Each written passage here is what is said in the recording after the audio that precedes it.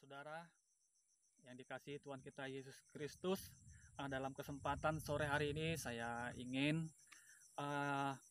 berbagi pengalaman atau berbagi ilmu ya buat kita semua, sesuai dengan janji saya di video saya yang temanya apakah Tuhan Yesus itu Allah.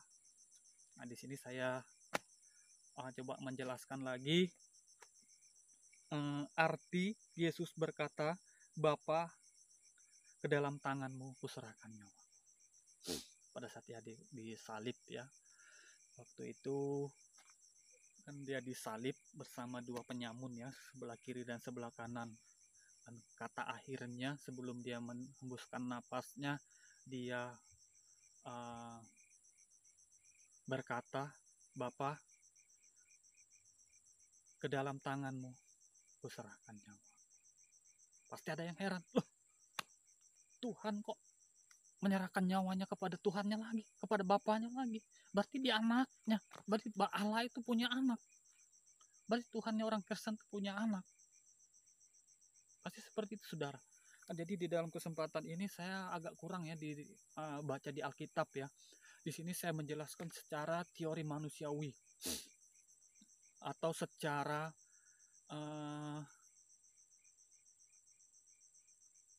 secara manusiawi lah. Jadi seperti itu. Secara apa yang saya dapat daripada kisahnya Tuhan Yesus dari awal dia lahir ke dunia ini sampai dia mati. Jadi seperti itu, saudara-saudara. Jadi mungkin saudara juga bingung, loh, Tuhan Allah, Tuhan Yesus aja kok ngomong seperti itu. Bapa, ke dalam tanganmu kuserahkan nyawaku. Jadi begini saudara-saudara yang saya kasih dalam Tuhan kita Yesus Kristus. Tuhan Yesus datang ke dunia ini bukan firman-Nya saja yang dia keluarkan dari mulutnya kepada orang di saat dia mengajar, baik dia mengajar di perahu, baik dia mengajar di bait Allah. Bukan itu aja saudara-saudara yang harus kita pahami. Bukan itu aja saudara-saudara yang kita harus percaya. Tapi bahasa tubuhnya Tuhan Yesus, gerak-geriknya Tuhan Yesus, itu salah satu juga contoh di dalam kehidupan kita manusia. Karena apa yang dilakukan Tuhan Yesus selama di dunia ini adalah suatu pertanyaan. Kalau kita tidak menyelam ke dalam sedalam-dalamnya, kita tidak akan mengerti. Karena apa yang disampaikan Tuhan kita Yesus Kristus penuh dengan perumpamaan. Banyak perumpamaan yang disampaikan di dalam firman-Nya, di dalam bahasanya kepada orang. Ada yang menabur benih di tanah yang subur, di tanah yang kering, yang bebatuan, yang berduri. Itu semua penuh dengan pertanyaan saudara-saudara. Jadi menurut saya coba pelajari apa semua yang disampaikan oleh Tuhan Yesus di dalam kehidupannya selama dia berada di dunia ini. Dan saya ambil satu makna, saya mengambil satu pesan sangat mendalam di dalam kehidupan Tuhan Yesus, mulai dari kecil sampai dia mati. Yang kesan ataupun makna yang saya bilang betapa besarnya makna itu, yaitulah pada saat dia disalib. Kenapa dia bilang, Bapa, ke dalam tanganmu kuserahkan nyawaku. Kenapa dia ngomong demikian, saudara-saudara? Itulah salah satu pembuktian, itulah salah satu contoh bagi kita manusia, bahwa walaupun segetir apa, sesengsara apa kita, ya, sesakit-sakit apapun kita di dunia ini, kita tetap menaruh kehidupan kita kepada Allah Bapa kita yang ada di dalam kerajaan surga. Allah kita yang memiliki dunia ini. Allah yang mampu menjaga kita, saudara-saudara. Itulah inti daripada, itulah makna daripada apa yang Tuhan Yesus sampaikan pada saat dia mau meninggal. Bapa, ke dalam tanganmu kuserahkan nyawaku. Bukan karena dia anak Allah. Bukan karena dia Tuhan Yesus. Tidak, saudara-saudara. Dia memberi satu contoh kepada manusia.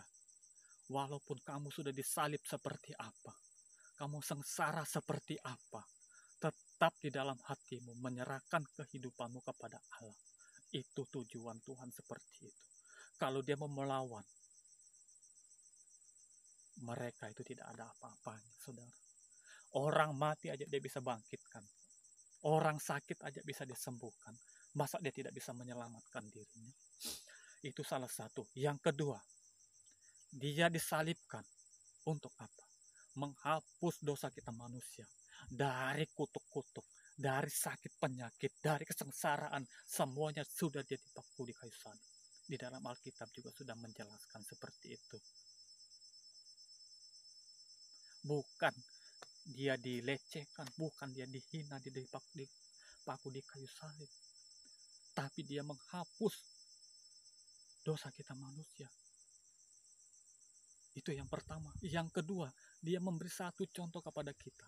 Supaya kita lebih meyakinkan bahwa Allah itu adalah Tuhan kita. Bapa kita yang ada di dalam kerajaan sorga. Walaupun dia sudah mau mati di kayu salib, dia berbicara, Bapa, ke dalam tanganmu kuserahkan nyawa. Di sini banyak orang salah menilai, saudara-saudara. Di sini banyak orang luar menilai bahwa Tuhan Yesus itu punya Bapa. Di sini banyak orang menilai bahwa Tuhan Yesus itu bukan Tuhan. Kalau dia Tuhan, kenapa dia tidak menyelamatkan dirinya? Kalau dia Tuhan, kenapa dia bisa minta kepada Bapa?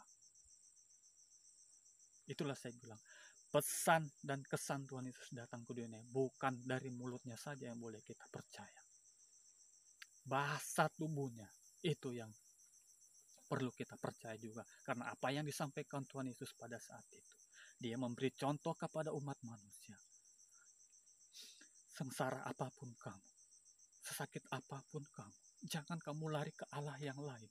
Jangan kamu serahkan hidupmu kepada Allah yang lain. Serahkan hidupmu kepada Bapa yang ada di dalam kerajaan surga. Itu yang dia inginkan. Itu yang Tuhan Yesus maksudkan pada saat dia mati di kayu salib. Memang ini tidak mungkin, ini tidak ada di Alkitab. Karena saya tidak pernah menemukan bahasa ini dalam Alkitab. Tapi hati saya bergerak menjelaskan hal seperti itu.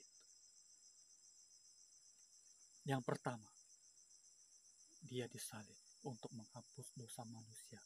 Untuk menghilangkan kesengsaraan kita sebagai manusia. Darahnya telah menebus kita. Cukup kita percaya saja. Jadi yang kedua, ya itulah yang saya bilang tadi. Dia memberi satu contoh kepada kita manusia. Jika kita mau mati, jika kita menghadapi suatu masalah. Pernahkah saudara mengalami masalah? Pernahkah saudara mengalami suatu kepahitan, kesengsaraan seperti yang dialami Tuhan Yesus? Yang dipaku di kayu salib? Tidak pernah. Dipaku di tangannya saudara, tembus. Secara manusia aja, logika aja kita bertahan seperti itu, mampukah kita?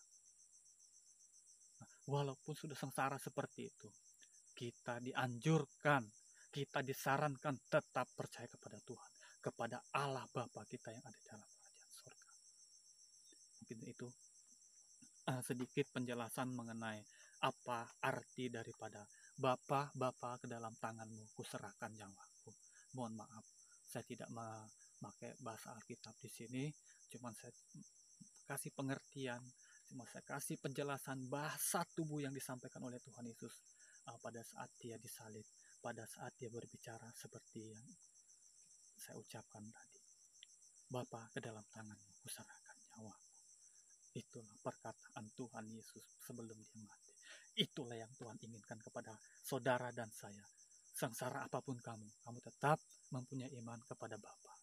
Baiklah, mungkin sampai di sini saudara-saudara yang bisa saya sampaikan kepada kita dalam kesempatan ini. Semoga apa yang saya sampaikan bermanfaat buat kita. Semoga apa yang saya sampaikan bisa menjadi satu pengalaman buat kita.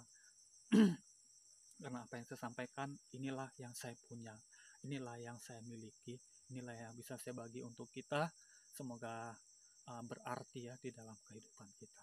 Tetap semangat, jangan takut, jangan ragu, dan jangan bimbang. Tuhan kita itu Allah Bapa yang ada di dalam kerajaan sorga. Amin, saudara-saudara. Mungkin sampai di sini. Shalom. Tuhan Yesus memberkati kita.